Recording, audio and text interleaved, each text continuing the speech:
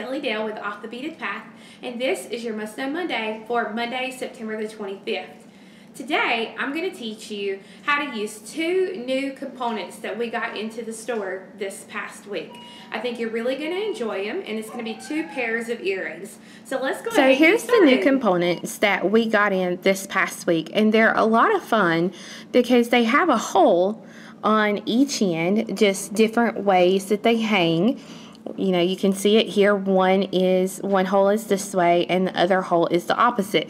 So you really can either add your beads and hang it like this or like this, either one.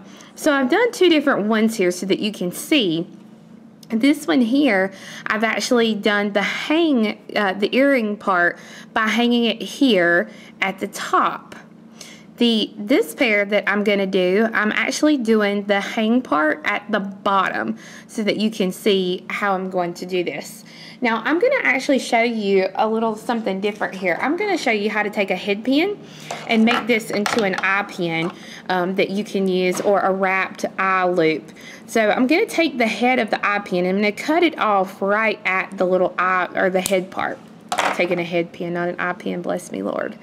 Coming down about 3/4 of an inch, half to 3/4, and I'm going to bend that wire straight back at a 90-degree angle, just like this.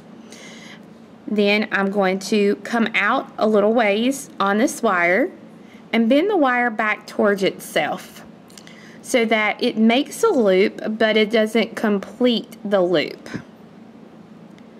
Alright, I'm going to thread on my loop here,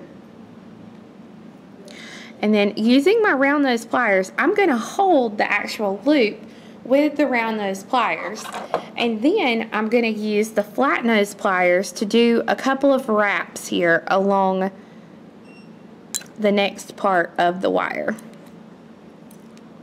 And you'll only want about 2 wraps.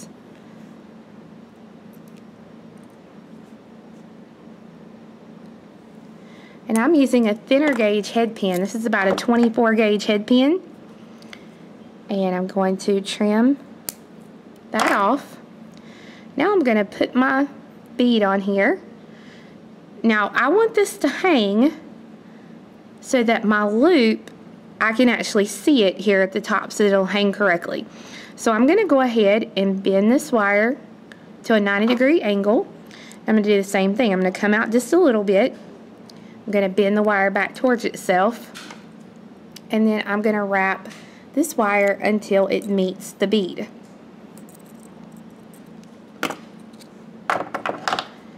Trim. And then if you have a little piece of wire sticking out, you can always grab a hold and kind of tuck that wire in. So this is what the top part of your earring will look like. Now you're ready to do the bottom part, and for this I'm going to be using my little head pin, and because it's such a small head to it, I'm going to put a little size 15 galvanized silver seed bead on it.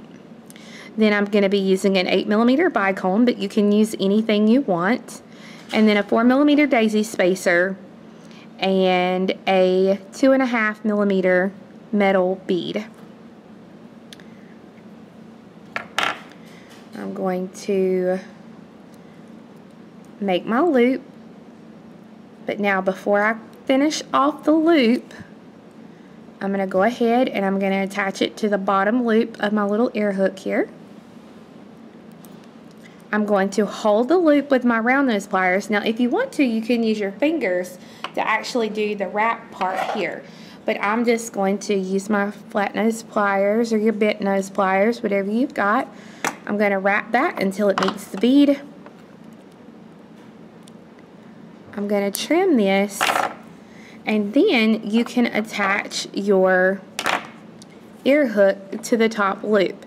Now you can make sure that you hang them to where they're going to be opposite each other like this, or you can do it to where they're going to hang, you know, like I've done here, or you can do it to where they'll hang back to back like this. Either one doesn't matter, but you're just going to put your thing on there and then close the loop, and then you have a really fun new earring that's a little bit longer.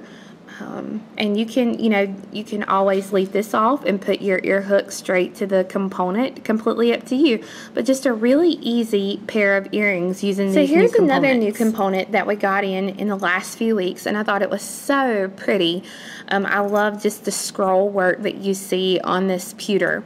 But this is a little bit of a larger size, but it makes an awesome earring for somebody who has longer hair, or a pendant.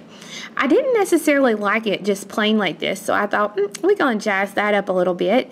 So I found these little 4mm acrylic flat back beads, and this one has a really pretty color to it. It's like a jet AB almost. Oh, no, just very, very pretty. And it is really easy to add these flat backs to this component. I used the E6000 glue. And literally all I did was I decided where I wanted them placed, and then I just took the glue and I just got a little dab of glue onto the flat back, and then I laid the flat back in place where I wanted it to sit, and I kind of pressed it down. And then you just take your next one, and if you get any glue on your pliers, make sure you get that off. And then you just take the next flat back crystal. And these little boogers can jump around, but I love using these bent nose pliers to hold this with. Okay, and then I'm going to put this one into place. And if you get a little bit of glue to the side of it there, just take and get that little bit of glue off. And then you just continue doing what I've just been doing here. Just putting your little flat back crystal, put just a little bit of glue on there, and then get it in its next place. Now once you've got all your crystals, the flat backs glued on there, you can see that it changed the look of these dramatically just by adding those few little flat back crystals. So it's just a fun way that you can change up a little bit and embellish metal pieces that maybe just plain. So I hope you enjoyed learning about these two new findings that we got in our store. You can find these on our website, which is offthebeadedpathbeadstore.com. We also have the E6000 glue, as well as an assortment of the flat back acrylic findings that you've seen today. So I hope you guys have a wonderful week, and we'll see you again next time. Bye-bye.